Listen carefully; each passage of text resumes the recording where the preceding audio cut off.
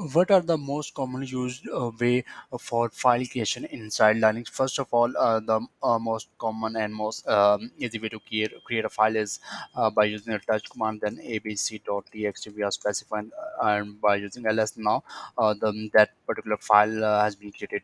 Then other ways we can redirect an input to a particular file like abc1.txt. Now the file has been created to view. We specify ls, and now the output of that ls minus l has been stored in this newly created file.